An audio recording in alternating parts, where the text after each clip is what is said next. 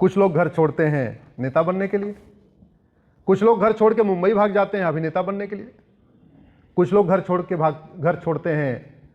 लेखक बनने के लिए, कुछ घर छोड़ते हैं पत्रकार बनने के लिए। पत्रकार कितने बैठे हैं भाई? कुछ घर छोड़ते हैं कलमकार बनने के लिए, कुछ घर छोड़ते हैं हीरो हीरोइन बनने के लिए, कुछ लोग घर छोड़ते हैं पंडा पुजारी बनने के लिए, कुछ लोग घर छोड़ते हैं कथावाचक बनने के लिए, कुछ लोग घर छोड़ते हैं पैसा कमाने के लिए, कुछ लोग घर छोड़ते हैं मकान दुकान बनाने के लिए, कुछ लोग घर छोड़ते हैं खेत खलिहान बनाने के लिए, कुछ लोग घर छोड़ते हैं व्यापार करने के लिए, कुछ लोग घर छोड़ते हैं लखपति बनने के लिए, कुछ घर छोड़ते हैं करोड़पति बनने के लिए, कुछ लोग घर छोड़ते हैं अरबपति बनने के लिए, कुछ लोग घर छोड़ते हैं मोक्ष प्राप्ति के लिए। लेकिन भारत में कुछ ऐसे भी हैं जिनको इसमें से कुछ भी नहीं चाहिए और फिर भी घर छोड़ देते हैं भारत माता की जय करने के लिए, वंदे मातरम करने के लिए, और उनको हम संघ का प्रचारक करते हैं। आइए एक बार सभी संघ के प्रचारकों को प्रणाम करें, उनका अभिनंदन करें, उनका सम्मान करें, जो हैं उनको दंडवत प्रणाम करें, जो नहीं हैं उनका वंदन करें। अब सवाल यह है कि उनको कुछ नहीं चाहिए इसमें से, तो चाहिए क्या? वो घर छोड़ते हैं राम राज्य की स्थापना के लिए, वो घर छोड़ते हैं वीर सावरकर का सपना साकार करने के लिए,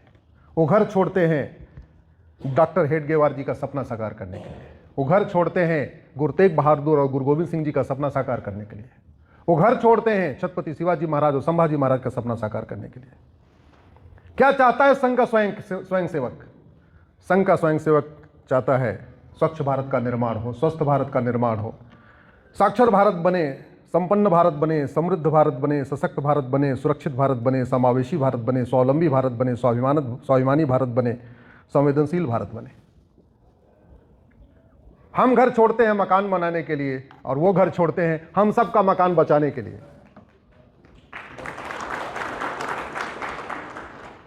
इसलिए मैं तो कहता हूं मंदिर सब महीने में 5 बार जाओ तो कम से कम एक बार अपने जिले के संघ कार्यालय भी जाओ, मिलो, चर्चा करो, और संभव हो तो अपने क्षेत्र में एक शाखा शुरू करो। आप कल्पना नहीं कर सकते कि अगर 100 वर्ष पहले संघ नहीं बना होता तो आज भारत कैसा होता। एक बार सोचना आप कि वर्तमान भारत और ब्रिटिश भारत के बीच में खड़ा कौन है, या ब्रिटिश भारत से वर्तमान भारत की तरफ ले कौन आया? वो लोग तो नहीं लाए ना जिनका कपड़ा ब्रिटेन में ड्राई क्लीन हुआ करता था, वो तो नहीं लाए।